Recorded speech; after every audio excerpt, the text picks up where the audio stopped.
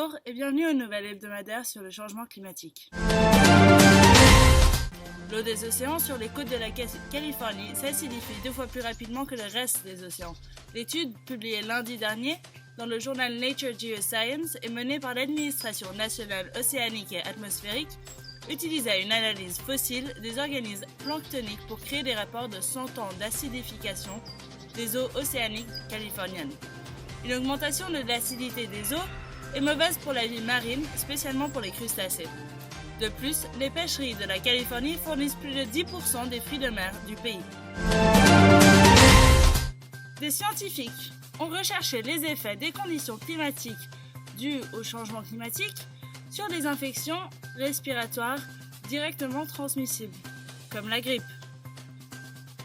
Ils ont trouvé que des épidémies annuelles des infections respiratoires à VRS sont en effet influencées par des températures élevées et beaucoup de pluie. En moyenne, il y aura plus d'infections dans les zones de forte pluie et cette infection pourrait devenir plus commune et dispersée durant l'année au lieu d'être saisonnière. Cela rendra plus de gens vulnérables à cette maladie au long terme. Selon les scientifiques, un nouveau courant s'est formé dans le cap de glace Vavilov du côté nord de la Sibérie. Les seuls autres endroits où ces courants peuvent être trouvés sont l'Antarctique et le Groenland. Cette découverte exceptionnelle a été faite par un groupe de scientifiques étudiant une poussée de glace qui grandissait plus en plus large et plus rapidement au cours des dernières années. Ces scientifiques nous rappellent que toute glace perdue est perdue pour toujours et pressent sur le lien incontournable de ces phénomènes avec le changement climatique.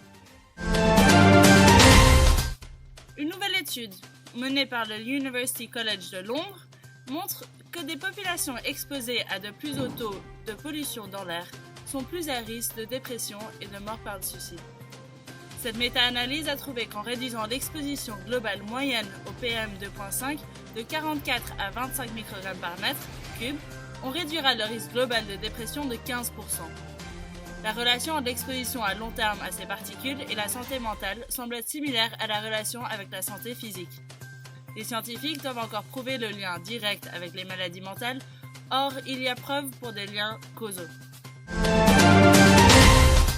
Les communautés finlandaises en Carélie du Nord mènent les projets de réensauvagement de rivières, lacs et de tourbières riches en carbone qui avaient été détruits par l'exploitation minière. Les ressources naturelles jouent un rôle important dans l'économie et la société finnoise, or le pays s'est aussi établi comme un leader en exploitation minière propre et dérégulée.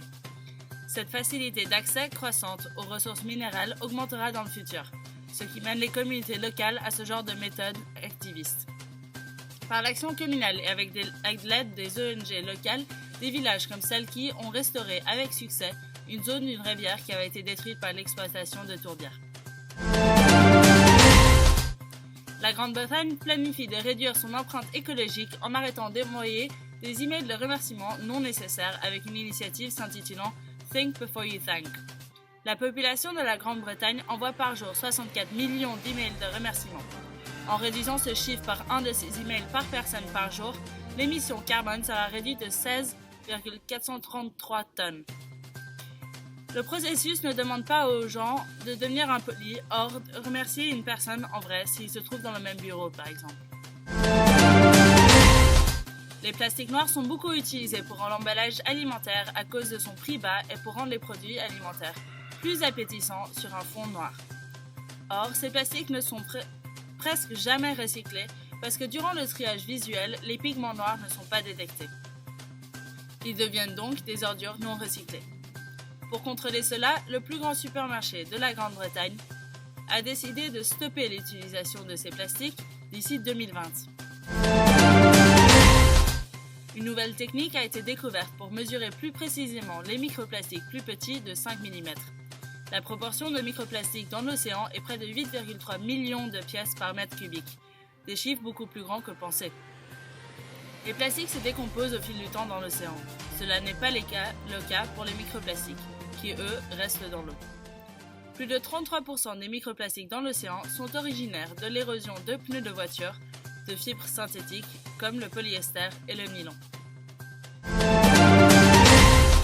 Un census récent, publié le 16 décembre, montre que le nombre de gorilles de montagne a augmenté depuis 2011. Les scientifiques pensent qu'il y a maintenant 1063 de ces gorilles sauvages. Dans les années 80, le nombre de ces gorilles dans les montagnes Virunga avait baissé jusqu'à 240. Cela dû à une perte de leur habitat, la chasse, les maladies et d'autres menaces. Après 3 décennies de conservation extrême journalière de familles de gorilles, en 2018, cela a l'air d'avoir eu un impact positif. Je vous souhaite une bonne journée et à la semaine prochaine.